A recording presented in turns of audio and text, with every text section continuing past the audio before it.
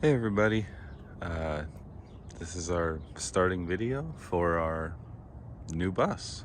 It's a 1999 MCI E 4500 bus, 45 feet long, 33,000 pounds, has a Detroit diesel Series 60 engine with an Allison B 500 transmission. We've got Alcoa wheels and tires are in great shape. And this is the start of our build. We're gonna rip everything out of it and we're gonna turn it into an RV conversion. So join us for our journey. Step inside here. So had the bus for a day and we started ripping things out. The original owner, they started the conversion process. It was their dream to change it to an RV as well. Unfortunately, the husband passed away and the wife had to stop the project. This is a lot of work to do by yourself. So, although I'm kind of going to be doing it by myself. So, this is how far I got yesterday. So, the biggest thing is removing these giant overhead compartments. There's a lot of pieces. I'll refer to it as the onion.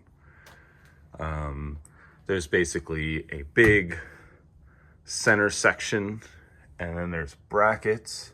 There were doors that go over here, so I had to remove about, I don't know, close to 20 doors. We have a track, and inside the track were all the controls for the air and the lights, and there were speakers inside of here. In this middle section is all of the ventilation, so you can kind of see the holes there and some dust. So it came out and went to all the air vents.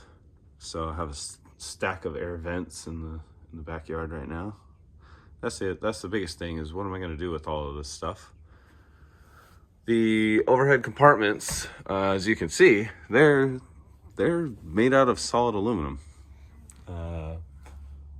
There's a track on the outside. There's another set of lights and another set of stuff for the outside sitting passengers. Wire harnesses, radio harnesses, the video system harnesses.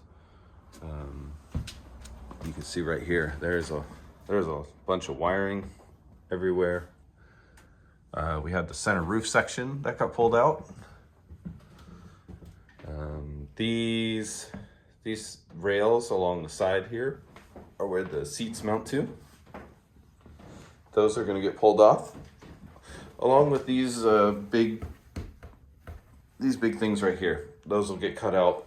Those are the vents for the ventilation, and we're going to make the walls, get back down to bare walls, make everything nice and smooth and tight, and we'll eventually run the ventilation in through ducts in the floor, underneath the floor, and come up through registers. So here's the back jumper seat. We'll have to unbolt all that, get those out of here. And this is probably the worst part that I'm not looking forward to, is removing the bathroom. I know other builds that I've watched on YouTube, they have to deal with overflow problems or spilling problems that go out onto the floor.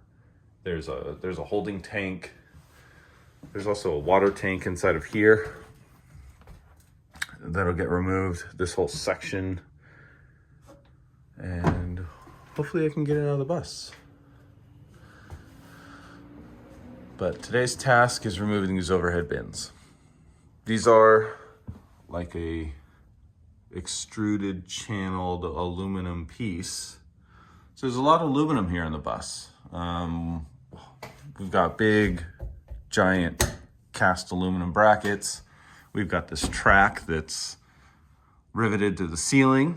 We've got a track over there on the wall that these things mount to, as well as like I said, the units themselves. Hopefully I can take all that to a recycler and get a decent amount for it. like I said, as well as those tracks along the floor. Bus is 39 feet long inside, so there's a lot of metal here. And unlike some other people's builds that I've seen online who have a little bit newer buses, theirs are all fiberglass, and it just makes a big, dusty, scratchy, itchy mess when you take these things out, because like I said, it is 39 feet long in here, and these things are one piece. They do not come out of the bus. They don't fit. I guess unless you take the windshields out, which is not an option. Those things are massive. These emergency railings. These will come out. We'll replace those with some type of latch. I believe we do want to keep the windows functional. It is pretty nice that these open up here and push out, so I think that'll be worth keeping, and they seem to work pretty well. But other than